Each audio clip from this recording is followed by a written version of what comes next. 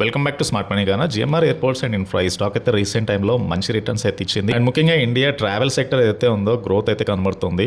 So బేసికల్గా disposable incomes పెరగడం, urbanisation పెరగడం, మైగ్రేషన్ పెరగడం, ట్రావెలింగ్ అనేది ఫ్రీక్వెంట్ అయింది. ఈవెన్ మిడిల్ క్లాస్ వాళ్ళకి కూడా ఎయిర్ ట్రావెల్ అనేది nowadays it's not a burdensome.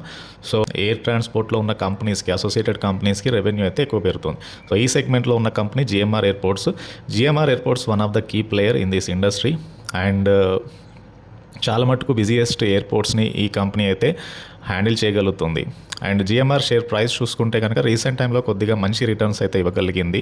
So దీనికి సెవెరల్ రీజన్స్ అయితే ఉన్నాయి. ఒకటి air traffic update, that is GMR airports growth అనేది ఆల్మోస్ట్ పెరుగుతూ వస్తుంది.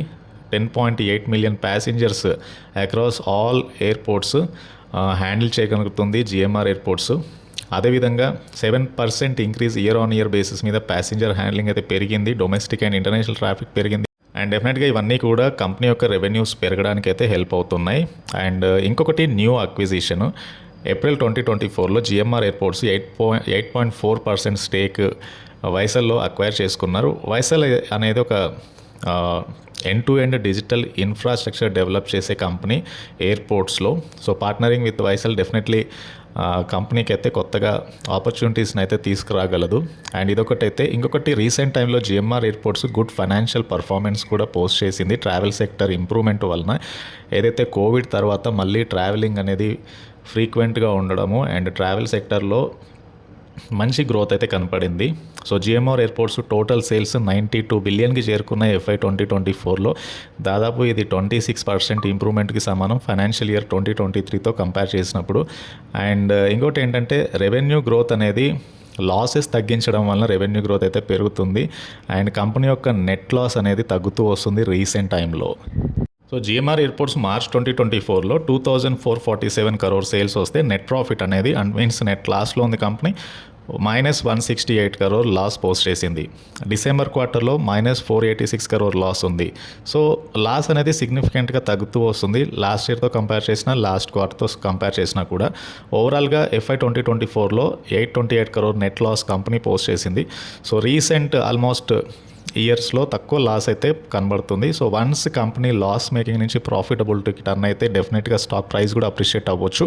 ఇక్కడ సేల్స్ అయితే గ్రాడ్యువల్గా పెరుగుతూ వస్తున్నాయి. మార్చ్ 2024లో 8,755 crore సేల్స్ అయితే కంపెనీ అచీవ్ చేసింది. So GMR airports future plans తీసుకుంటే కనుక ఆల్మోస్ట్ అన్ని ఏషియన్ మార్కెట్స్లో, స్పెషల్లీ ఇండియాలో ఎక్కువగా ఏవియేషన్ గ్రో అయ్యే ప్లేసెస్లో కంపెనీ యొక్క ప్రజెన్స్ అయితే ఉంది. అండ్ బై 2040 కల్లా ఎయిర్ ట్రాఫిక్ అయితే ఎక్కువగా పెరిగే ఛాన్స్ ఉంది. సో ఇక్కడ కంపెనీ బెనిఫిట్ అయ్యే అవకాశం కూడా ఎక్కువగా కనబడుతుంది. And non aeronautical revenue opportunities కూడా పెరుగుతూ వస్తున్నాయి. అండ్ ఏవైతే అడ్జసెంట్ బిజినెసెస్ ఉన్నాయో అక్కడ నుంచి రెవెన్యూ వస్తుంది కంపెనీకి.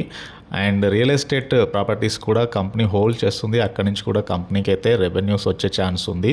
అండ్ జిఎంఆర్ ఎయిర్పోర్ట్స్ వాల్యుయేషన్ ఒకసారి చూద్దాం. స్టాక్ అయితే ప్రస్తుతానికి 98 రూపీస్ దగ్గరగా ట్రేడ్ అవుతుంది. Market cap is around 59,000 crore ఉంది. Current price is around 98. 52 week లో నుంచి ఆల్మోస్ట్ స్టాక్ అయితే డబల్ అయింది. అండ్ రీసెంట్ టైంలో 2024లో స్టాక్ 20% పెరిగింది. 52 వీక్ హై నుంచి కొద్దిగా స్టాక్లో ఫాల్ అయితే కనబడుతుంది. అండ్ స్టాక్ అయితే ప్రస్తుతానికి ట్రేడ్ అవుతుంది అరౌండ్ 98 దగ్గరగా స్టాక్ అయితే ట్రేడ్ అవుతుంది. సో పాసిబుల్లీ ఇయర్ అంతా కూడా స్టాక్ అయితే అప్ ట్రెండ్లో అయితే కనబడుతుంది. So last 3 year 5 year basis మీద స్టాక్ అయితే అప్ ట్రెండింగ్లో అయితే కనబడుతుంది.